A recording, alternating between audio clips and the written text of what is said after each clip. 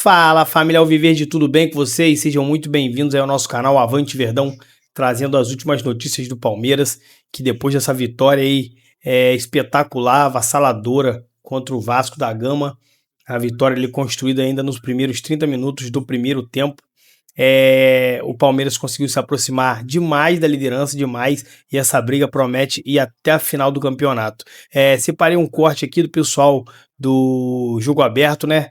Falando aí desse momento do Palmeiras. O Palmeiras teve a baixa aí do Lucas Evangelista, que deixou a torcida preocupada, como que o time poderia reagir, já que ele vinha jogando muito bem e estava encaixado. Aparentemente, a gente fica triste demais por ele, mas acho que o Abel vai conseguir ali uma solução. Mas é isso, rapaziada. Eu vou soltar o vídeo pra gente estar reagindo junto, tá bom? E no final eu volto aí com a tabela do Brasileirão atualizada após essa rodada, tá bom? Vamos pro vídeo. Acontecem no momento certo. No momento de, semifinal de Libertadores, reta final de Campeonato Brasileiro. No passado teve muito gol do estadual, né? Você entendeu? Mais do que o recorte no ano todo, esse momento final, da temporada. Vamos chamar o Vinícius Nicoletti, porque ele esteve ontem no Allianz, acompanhou o jogo e chegará com a repercussão do jogo. Já o Rafa. O Rafa vai falar do Vasco, porque, claro, né, a gente vai falar do Vasco e desse momento. Já o Rafa. Agora sim, o Nicoletti, que está na porta da Academia de Futebol e participa agora do Sport Center. Tudo bom, Nicoletti? Bom dia.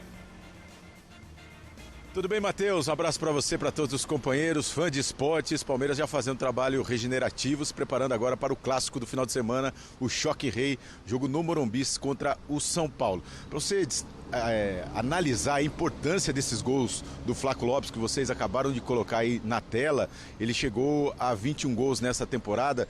Ano passado fez 22. É o terceiro jogador só do Palmeiras no século que chega à marca de mais de 20 gols por 2 temporadas consecutivas. Wagner Love, Rafael Veiga e agora o Flaco Lopes, jogador que vem se destacando nesses últimos jogos. Ele e o Vitor Roque, nos últimos 12 jogos, 9 gols do Flaco e 9 gols do Vitor Roque. Daqui a pouco a gente passa mais números sobre essa dupla que, claro, vem fazendo muito sucesso no Palmeiras. O time alviverde conseguiu essa vitória, né? Se recuperando da derrota no final de semana para o Bahia e chega à 7ª vitória consecutiva no Allianz Parque pelo Campeonato Brasileiro. O Palmeiras começou muito mal jogando em casa.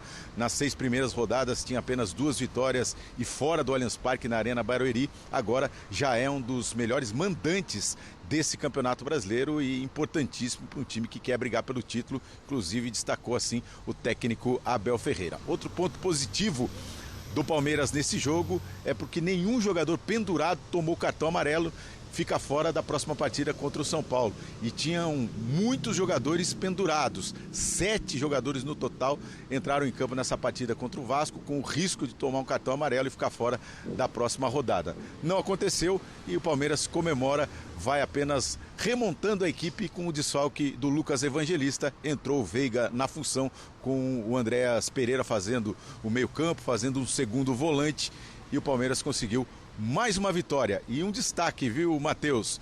Matando o jogo nos primeiros minutos. Foi assim nos últimos 4 jogos em casa, contra Vasco, Internacional, Sport e o Fortaleza. O Palmeiras também conseguiu marcar antes dos 15 minutos do primeiro tempo. Então é um time que é letal no ataque e logo no início da partida. Edu, não demorou muito, o Palmeiras já se recuperou na competição e se recuperou jogando um futebol de alto nível. Já tinha feito 4-1 no Inter, 4-1 no Fortaleza em casa, agora 3-0 no Vasco da Gama. Tem aproveitado muito bem o Allianz Parque, tem jogado muito para essa dupla, Flaco Lopes e Vitor Roque, e está funcionando. Renata, está funcionando e sempre é bom quando você tem numa derrota como aconteceu no final de semana, no próximo você dá uma resposta. E o Palmeiras deu essa resposta, jogou muito bem, os 25 minutos aí que o Palmeiras jogou de uma forma inteligente, atraiu a equipe do Vasco da Gama para que você aproveitasse as costas da defesa. Então eu vejo assim, um Palmeiras hoje maduro, sabendo o que faz dentro do campo. Então o Abel, o que ele fez? Ele fez uma linha de 3 com o Aníbal ali no centro, né? Espetou o Felipe Anderson para marcar o PH, que é um ponto forte da equipe do Vasco, e trouxe também o Andréas Pereira, que tem uma armação muito bem juntamente com o Veiga. Então isso acabou dificultando a equipe do Vasco na marcação, e esses jogadores, quando tem a bola nos pés, tem a qualidade e tem a visão de jogo, como o Veiga fez no primeiro gol. Então acho que parabéns aí pelo Palmeiras, parabéns o que foi feito no jogo.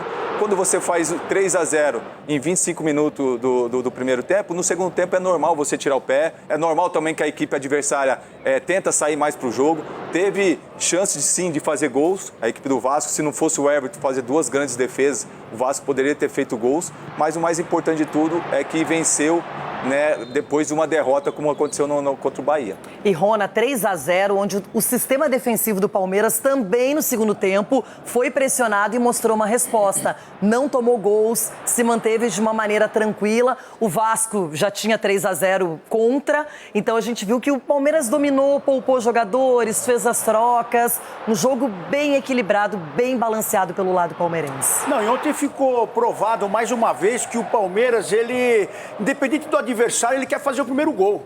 Porque todo mundo vai jogar contra o Palmeiras lá falando, vou tentar encaixar a marcação para depois ver o que eu vou fazer. Ou senão, fica marcando, esperando, fechando as linhas para não tentar tomar gol. E acontece porque o time do Palmeiras, além de ter essa movimentação rápida, tem os 2 meninos agora que estão batendo tiro de meta, a bola está entrando no gol. O Totô chutando o tapetinho, a bola está entrando no gol. A verdade é essa aí, o Palmeiras jogando em casa, são 15 minutos amassando o adversário, qualquer um, faz o gol, depois começa a administrar, começa a ver as leituras, começa a correr menos, porque eles começam numa volúpia que não tem pra ninguém. E se você for lá só pra marcar também, não espetar algumas vezes, não tirar o time da defesa, você vai ser goleado. É isso que o Abel tá falando, você vai vir na minha casa, vai jogar no meu tapetinho, nós vamos pra cima de você. Se você for bom e conseguir segurar, você vai ter o resultado aí. Mas se você não aguentar, você vai tomar 2 ou 3. E ressaltar também a intensidade e a parte física do Palmeiras. Então, essa volúpia que chega arrastando e vai empurrando todo mundo pra dentro do gol. Então, o Palmeiras é isso. Mas de outro lado, o Vasco vinha numa sequência sem perder, já grande, 7 jogos, e aí conseguiu enfrentar um adversário que está iluminado. O Palmeiras perdeu para o Bahia, mas é uma equipe hoje muito mais ajustada. E o Vasco, eu queria ver esse duelo entre Diniz e Abel Ferreira, sempre interessante.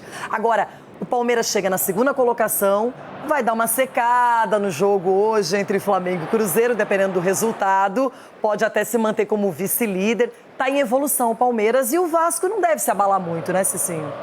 Não, até a derrota para esse time do Palmeiras, né, o Vasco, pelo momento do Vasco, tá certo que faz grandes jogos, mas era até esperada essa derrota do Vasco. Vale ressaltar, Renata, assim, o Abel, acredito eu, tá, essa é a minha opinião, acho que a grande diferença do Abel é que ele não faz acepção de times. Olha que palavra bonita, né? Olha. Acepção de times. O Abel tanto faz jogar contra o Flamengo, quanto jogar contra o último colocado. A seriedade que ele coloca nos seus jogadores, eu acho que o respeito com que ele estuda as equipes adversárias faz a diferencial no Palmeiras, que ele demonstra isso com os jogadores. Então o Palmeiras, o sprint do Palmeiras é muito forte e chama muita atenção, porque o início do Palmeiras é assim, você vê que ele estudou o adversário e falou, olha, porque você pegar a bola do Flaco, que ele deu passe pro Vitor Roque, ele puxou todo o sistema defensivo e o Vitor, aquilo ali não é algo natural, aquilo ali é algo treinado, esperado. Então, assim, o grande diferencial do Palmeiras, na minha opinião, eu acho que é esse, a seriedade que o Abel trata os seus adversários. E depois da derrota pro Bahia, repercutiu muito no Palmeiras as declarações do técnico Rogério Ceni, que falou da ligação direta, que essa é a jogada costumeira do Palmeiras, do Everton com o ataque, que é só isso, a questão do gramado ruim lá na Bahia, por aqui, gramado sintético. E aí o Palmeiras e Abel Ferreira responderam ao técnico do Bahia. Então, assim, eu não acompanho de fato, mas falar que o Palmeiras só dá chutão e ninguém falar do campo, daquilo que a gente jogou naquele domingo, acho que é uma falta de respeito com os atletas jogar naquele campo. E, de fato, era o que tinha para fazer naquele momento, porque o campo não oferecia condição de jogar, não oferecia condição de sair jogando, não oferecia condição de correr risco, né? Às vezes de uma bola ali atrás, de alguém roubar uma bola e acabar acontecendo o gol. Mas, bom, isso aí é passado pra gente, a gente sabe do que a gente vem fazendo, sabe como é o Palmeiras, ninguém vence tantos anos seguidos, dando só chutão, jogando só dessa forma. Então acho que é olhar dessa forma. O que foi determinante para essa virada de chave depois da derrota contra o Bahia, para a equipe vir com esse foco para poder ganhar e da forma que foi? Olha, a primeira coisa que fiz foi trocar de sapatilhas, que elas estavam todas pintadas.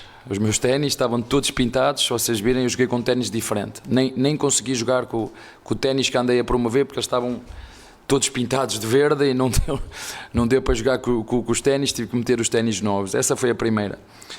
A segunda é a reação daquilo que é uma equipa grande a um resultado negativo. Não era o resultado que nós queríamos, já falámos muito nisso. Não foi um jogo bem conseguido da nossa parte por várias circunstâncias, não só uma, foram várias.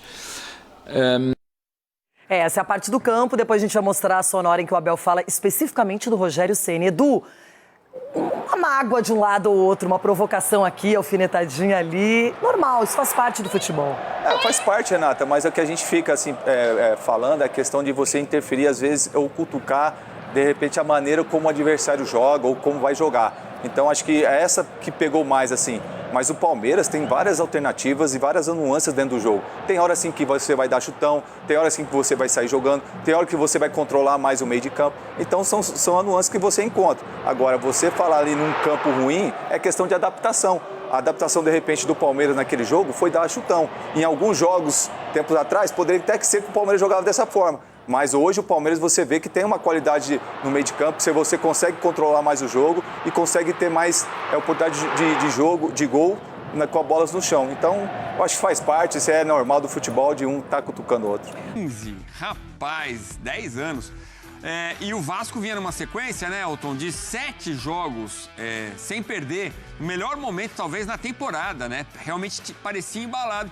Mas logo de cara, a dupla Flaco Roque mandando ver. Nos últimos 12 jogos, a dupla anotou 18 gols e 6 assistências.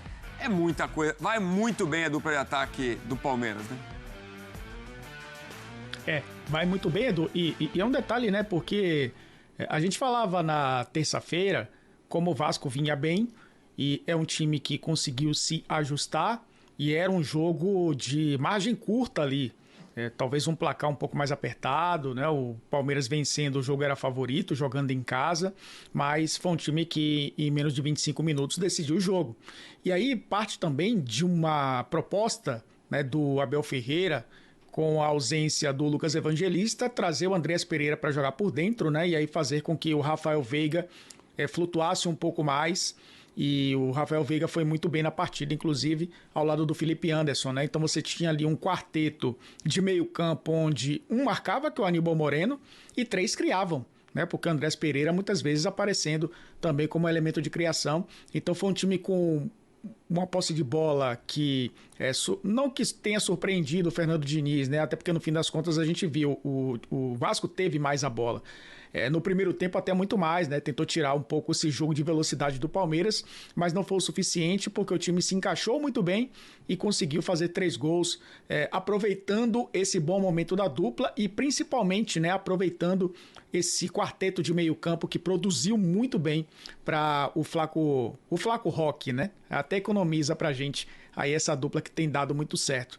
É o Palmeiras que, claro, jogou bem diferente do que jogou contra o Bahia, principalmente na questão de utilizar esse meio campo, né, ao seu favor. Era um embate muito equilibrado por conta também do Bahia gostar da bola. O Vasco é um time que o Fernando Diniz mostra mesmo, né, de ter esse equilíbrio entre a posse de bola e a verticalidade. Tentou no jogo jogar dessa forma, com o Nuno Moreira e o Ryan, principalmente o Ryan. É um trio de meio-campistas, né, que o torcedor do Vasco já está acostumado a ver, com o Nuno Moreira mais construtor e o Ryan atacando mais profundidade. O Ryan não teve espaços entre o Felipe Anderson e o Piquerez, tentou jogar um pouquinho mais por dentro, né, entre o Piquerez e o Murilo, também não conseguiu se criar por ali. Então o Palmeiras de novo fez um jogo defensivo consistente, que eu acho que é uma característica principal dessa equipe, e potencializou a dupla, Edu.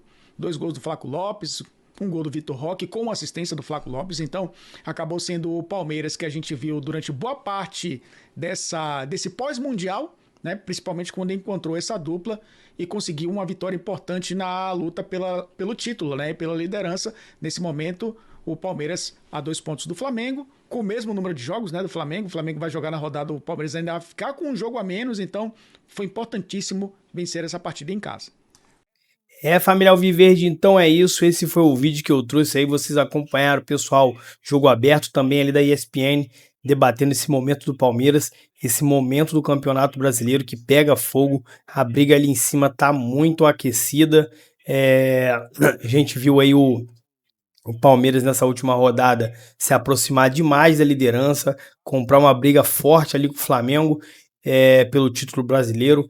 E após essa rodada, né, terminou agora os últimos jogos e a classificação ficou Flamengo em primeiro com 55 pontos, empatou com o Cruzeiro.